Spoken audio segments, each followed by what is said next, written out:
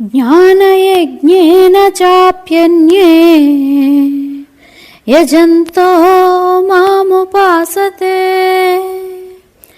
ఏకత్వేన పృథక్త్వేన బహుధా విశ్వతో ముఖం. జ్ఞానయజ్ఞమును గురించి ఇక చెప్పెదను. పరబ్రహ్మమునందు ఉత్పన్నమగు అహం బహుశ్యాం ప్రజాయేయ అనడి మూల సంకల్పము ఈ యజ్ఞమునకు యజ్ఞ స్తంభము, మహాభూతము, యజ్ఞ మండపము, ద్వైతము, యజ్ఞ పశువునై ఉన్నవి. పంచమహాభూతములకు గల విశిష్ట గుణములు లేదా ఇంద్రియములు, ప్రాణములు ఈ జ్ఞానయజ్ఞమునకు ఉపచార విధాన సామగ్రులై ఉన్నవి. ఆ జ్ఞానము ఈ యజ్ఞమునందు ఆహుతి చేయు ఘృతమై ఉన్నది. ఈ జ్ఞానయజ్ఞమున మనస్సు మరియు బుద్ధి అనడి కుండలములందు జ్ఞానాగ్ని మండుచుండును. సఖుడవగువ అర్జున, సామ్యభావమునే ఈ యజ్ఞవేదికగా ఎరుంగవలను. వివేకమనడి బుద్ధి కౌశలమే మంత్రవిద్యకు శక్తి. శాంతి దీనికి యజ్ఞపాత్ర.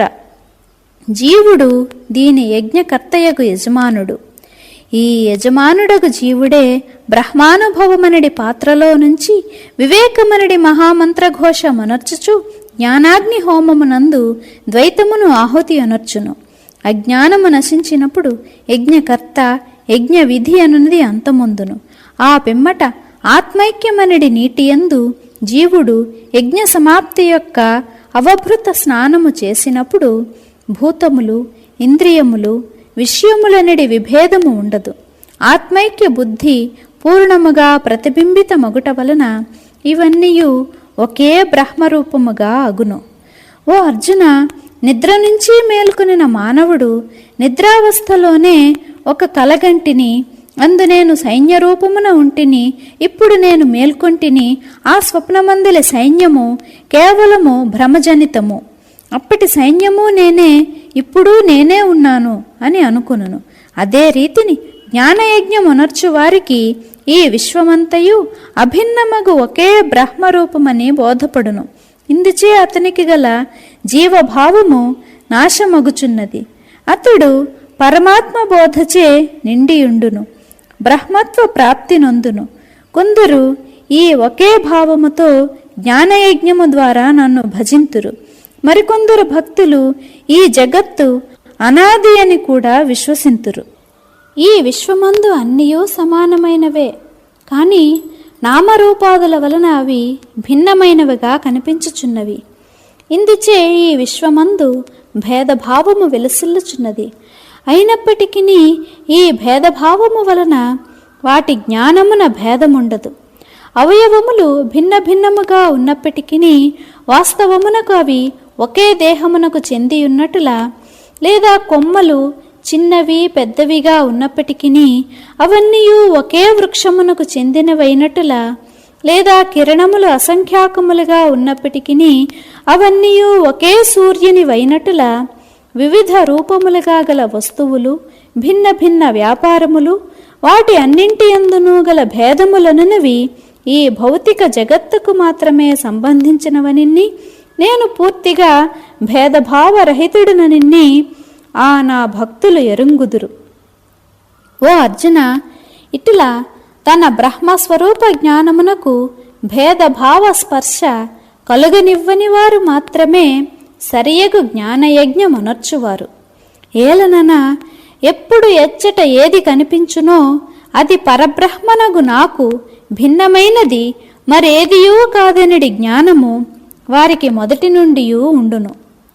నీటి బుడగ జలరూపమే అగును. అది విచ్చుపోవుగాక లేక ఉండుగాక, దానికి గల సంబంధము నీటితోనే. గాలి వలన దుమ్ము అటూ ఇటూ ఎగిరిపోవచ్చును, కానీ అది తనకు గల పృథ్వీభావమునెన్నడూ కోల్పోవదు. అవి క్రింద పడినప్పుడు మరల భూమిపైననే పడును. ఇదే రీతిని ఏదైనా నామరూపాత్మక వస్తువు ఉండుగాక లేక నశించుగాక, అదెన్నడూ బ్రహ్మరూపముగానే ఉండును. నేను సర్వవ్యాపకుడునైనట్లనే వారి బ్రహ్మానుభవము కూడా సర్వవ్యాపకము. ఈ నానావిధ విశ్వమంతయు ఆ ఏకవిధ బ్రహ్మమే అనడి జ్ఞానముతో వారు సర్వకార్యములను ఉనర్తురు.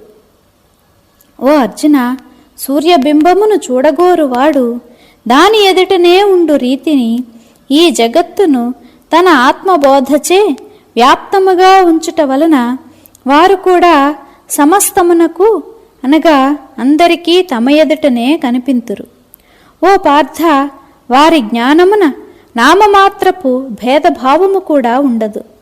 ఆకాశమున వాయువు అంతటను సమానముగను పూర్తిగాను నిండియుండు రీతిని వారి జ్ఞానము కూడా జగత్తునంతను సమభావముచే వ్యాప్తమునర్చి ఉంచును.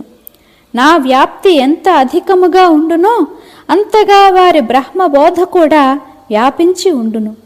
కావున వారు ఉపాసనా సంబంధమగు పనిని ఒక్కదానిని కూడా చేయకున్నప్పటికీ వారి ద్వారా తనంత తానే నన్ను గురించిన ఉపాసన జరుగును.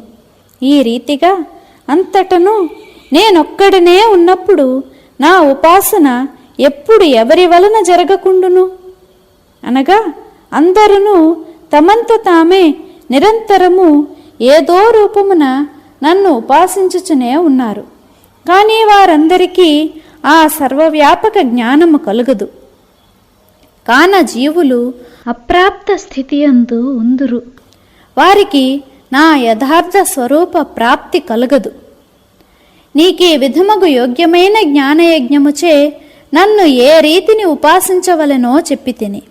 భిన్న భిన్న వ్యక్తుల వల్ల భిన్న భిన్న సాధనములచే జరుగు భిన్న భిన్న కర్మలన్నీయు అంతమున నాకే అర్పితమగును.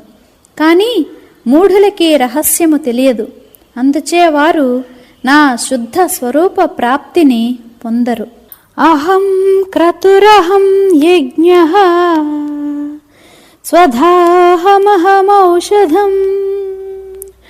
మంత్రోహమహమే వాచ్యం అహమగ్నిరహం హుతం. కానీ ఆ శుద్ధ బ్రహ్మజ్ఞానోదయమైనప్పుడు వేదములు కూడా నేనేననిన్ని వేదములలో చెప్పబడిన అనుష్ఠాన విధితో చేయబడు క్రతువులు యజ్ఞములు కూడా నేనేననిన్ని తెలియగలదు. ఆ క్రతు కర్మలచే జరుగు యథాస్థిత యజ్ఞములన్నీయు అంగోపాంగ సహితమగు యజ్ఞము కూడా నేనే. స్వాహ స్వధ సోమాది ఓషధులు వల్లి ఘృతము సమిధ మంత్రము ఆహుతి ద్రవ్యము హోత అగ్ని హవన వస్తువులు మొదలగు యజ్ఞమునందు ఉపయోగింపబడు వస్తువులన్నీయూ కూడా నేనే.